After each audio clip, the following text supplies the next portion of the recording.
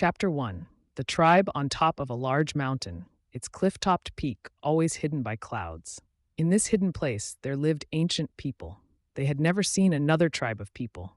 Other than those retired Koka who left, no one had seen the outside world. Only the Kokas, the retired wise men, had ever wanted to leave their secluded home, and the Kokas only left to go teach. Like many of the secluded groups, tribes, and villages around the world, they had their own language, traditions, and values.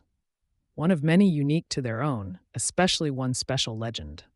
Today, the sky was filled with dark clouds moving with the wind down from the east cliff that continued around and surrounded their world. The air cooled as it passed over the river and into the village. The weather was not the best, but the air was filled with pride, excitement, music, and joy. The entire tribe sang, danced, and played their flutes towards the heavens. 1. J.B. Mounteer. They danced around the council fire and ceremonial stone. Today was special. Today they would have a great ceremony. The hunters were to take their young boys on their first hunt. The Koka, the wise man of the people, sat on large megalithic rock in the center of the village. The center stone, the Kokas called it, none knew when or how it was made. No one remembered its age. It has been used for all their ceremonies, as long as anyone could remember. The Koka sat the edge of his throne-like seat, smiling down towards the blazing fire and the people, his family below. He sat slightly swaying to the music, watching them sing and dance. His own flute lay across his lap, waiting patiently for its turn to sing. After a time, he raised his old, weathered fits high in the air and waved them back and forth. The smoke and the fire started to swirl and change shapes as it reached up towards him and the star-light sky. "My people," he said in an old, rough voice, "today our sons will become men." He started to swirl his outstretched fists. The smoke thickened and formed the shape of a large elk, tossing his antlers back and forth, sending smoke and ash out into the dark. The people of the village watched in awe as the fire and shadow elk rose in the air and drifted away in the breeze. He waved his fists through the fire, and the smoke formed a giant grizzly bear running across the sky. "Remember, young ones," he yelled, looking down at the boys that surrounded the special stone, "to follow Elkapella's ways, and he shall lead you to our elk brothers." He smiled widely beneath his long braided beard. He waved his arm around more, dancing with the fire, creating animals of all shapes and sizes. He waved one hand at the fire and his fist with the other. He lifted his flute and did a little dance and special song.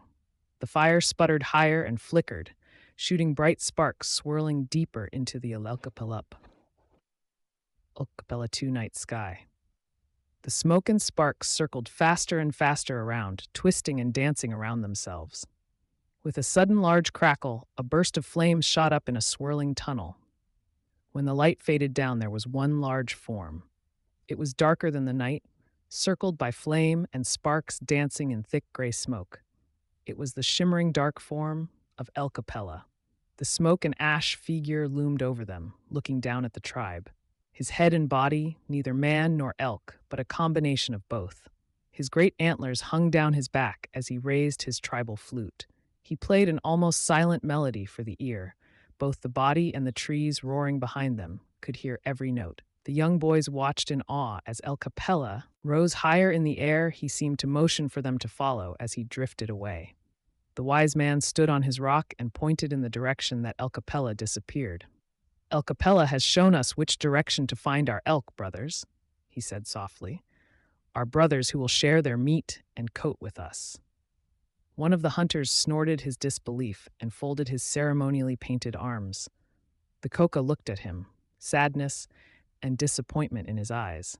The hunter's name was Elk Grandson, and he was the Koka's son. "You still disbelieve in Elkapella's ways, my son." The Koka gestured towards the still fading ashes falling in the sky. Elk Grandson shrugged and tightened his quiver and casually blew off a spark that landed on his shoulder. "There are many truths to things you say, my Koka." He angrily snapped another spark from the air. "The rest is an old tale, father, to trick out people into believing that animals are our equal brothers." He pulled on his leather vest and pounded his feist chest. "They are not our brothers. They are just stupid beasts to eat and clothe our people." He He flipped his long black braids over his shoulder in deviancy. They are nothing more. The wise older man slid off the holy stone and approached his son. 3 JB Mounteer. Don't you remember the legend of Elkapella, my angry one? He asked, placing his hand on Elk grandson's shoulder. The hunter pushed his father's hand away. That's all it is, father? He scowled. Just a legend. He walked over to where the young boys sat near the holy rock and placed a hand on his son's shoulder. And I don't want you filling Eagleheart's head with your silly old ways. Eagleheart, named after his mother, Eagle Eyes. Her name came from her gifts. She could see things that no one else could, and at times see what is to come tomorrow. They said she must have an eagle's eye, a third eye. He did not remember much of he. She had died when he was very young. He knew where his name came from, but he had always wondered where his father had gotten his. Receiving a name was very important to their people. A coca could tell someone's name within days of birth, and everyone had a story for their name. People would celebrate telling their names through song and dance. It bothered Eagleheart that he could not hear his father's name song. Knowing someone's name is only learning to make a sound. Knowing a person's song is truly knowing them. Maybe his father didn't yet feel he was old enough to learn it by heart. But father, Eagleheart said, looking up with hopeful eyes. We should listen to grandfather. He is the coca. He looked to his grandfather. He said excitedly, as he loved any story. Tell us the legend again. He reached up and took hold of his father's hand. Maybe it will help you remember father. Elk grandson squeezed his son's hand back. He cared very much for his boy. He just didn't want him raised in his father's old ways. He looked down at his son. It's just a story, he said softly. A story of old ways told by an old man. He wanted to scowl at him but could only manage a sad stare. An old man that has told the story so many times that he believes it to be true and is desperately trying to keep them alive. A legend of Elkapella. Elkapella? Elkapella 4. The coca shook his head sadly at his son, the worry for his son's future showing in his weathered eyes.